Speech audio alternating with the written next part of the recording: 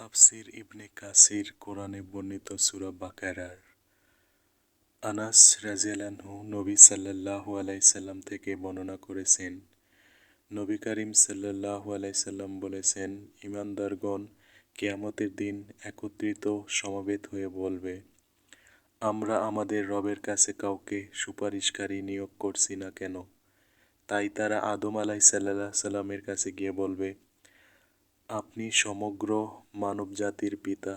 আল্লাহ পাক আপনাকে নিজ হাতে সৃষ্টি করেছেন এবং তার ফেরেশতা দিয়ে আপনাকে সেজদা করিয়েছেন আর সব কিছু জিনিসের নাম আপনাকে শিখিয়েছেন। এ মুসিবত থেকে রক্ষা পেয়ে যাতে আমরা শান্তি লাভ করতে পারি, সেজন্য আপনি আপনার রবের কাছে আমাদের জন্য শাফায়াত করুন। তিনি বলবেন, আমি তোমাদের এ কাজের উপযুক্ত নই। তিনি তার গুনাহের কথা স্মরণ করে লজ্জিত হবেন এবং বলবেন, তোমরা নূহ আলাইহিসসালামের কাছে যাও, কারণ আল্লাহ পাক তাকে পৃথিবীবাসীর জন্য সর্বপ্রথম রাসূল হিসেবে পাঠিয়েছিলেন। তাই ঈমানদারগণ তার নূহ আলাইহিসসালামের কাছে আসলে তিনি বলবেন, আমি তোমাদের কাজের জন্য উপযুক্ত নই। তিনি আল্লাহর কাছে তার সেই প্রার্থনার কথা স্মরণ করে লজ্জাবোধ করবেন যে প্রার্থনা করার বিষয় তার কোনো জ্ঞান ছিল না। তাই তিনি বলবেন, তোমরা স্বয়ং হযরত ইব্রাহিম আলাইহিসসালামের কাছে যাও। সবাই তখন তার নিকটে আসবেন। তিনি বলবেন, আমি তোমাদের এই কাজের উপযুক্ত নই।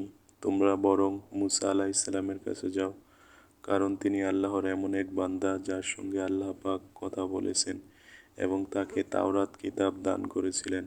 অতঃপর সবাই তার হযরত মূসা আলাইহিসসালামের কাছে উপস্থিত হলে তিনিও তার অপারগতার কথা জানিয়ে বলবেন যে, আমি তোমাদের এই কাজের উপযুক্ত নই। তিনি এক ব্যক্তিকে অন্যায়ভাবে হত্যা করার কারণে শাফায়াতের জন্য তার রবের সামনে যেতে লজ্জাবোধ করবেন। তিনি বলবেন, তোমরা বরং আল্লাহর বান্দা ও তার রাসূল এবং আল্লাহর কালিমা ও রূহ ঈসা আলাইহির কাছে যাও। তিনি তার অপারগতার কথা জানিয়ে বলবেন, আমি তোমাদের এই কাজের উপযুক্ত নই। তোমরা বরং মুহাম্মদ সাল্লাল্লাহু আলাইহি ওয়াসাল্লামের কাছে যাও। তিনি আল্লাহর এমন এক সম্মানিত বান্দা, আল্লাহ পাক যার আগে ও পরের সমস্ত গুনাহ মাফ করে দিয়েছেন। রাসূলুল্লাহ সাল্লাল্লাহু আলাইহি সাল্লাম বলেন, তখন সবাই আমার কাছে আসবে। আমি আমার রবের কাছে হাজির হওয়ার অনুমতি প্রার্থনা করব। আমাকে অনুমতি দেওয়া হবে। আমি আমার রবকে দেখামাত্র সেজদায় পড়ে যাব। যতক্ষণ তিনি চাইবেন ততক্ষণ আমি সেজদায় অবস্থায় থাকব। অতঃপর আমাকে বলা হবে, আপনি মাথা উঠান, আপনি প্রার্থনা করুন।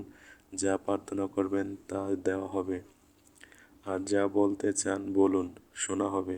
আর শাফায়াত করুন, আপনার শাফায়াত গ্রহণ করা হবে। তখন আমি মাথা উঠাবো এবং এমনভাবে আল্লাহর প্রশংসা করব, যেখানে আমাকে তিনি শিখিয়ে দেবেন। তারপর শাফায়াত করব। শাফায়াতের ব্যাপারে আমাকে একটি সীমা নির্দিষ্ট করে দেওয়া হবে, যার সীমার মধ্যে পড়ে তাদের সবাইকে জান্নাতে পৌঁছিয়ে আমি ফিরে আসব। আমি আমার রবকে দেখা মাত্র পূর্বের মতো সেজদায় পড়ে যাব এবং পুনর্বার আমাকে একটি সীমা নির্দিষ্ট করে দেওয়া হবে। ওই সীমার মধ্যে পড়ে এমন সবার জন্য আমি শাফায়াত করব এবং তাদেরকে জান্নাতে পৌঁছিয়ে দেব। এভাবে তৃতীয়বার করব, তারপর চতুর্থবার ফিরে আসব, বলবো, কোরআনের যাদেরকে আটকিয়ে রেখেছে এবং যাদের জন্য স্থায়ীভাবে জাহান্নাম নির্ধারিত, এখন শুধু তারা ছাড়া আর কেউ দোজখে নেই।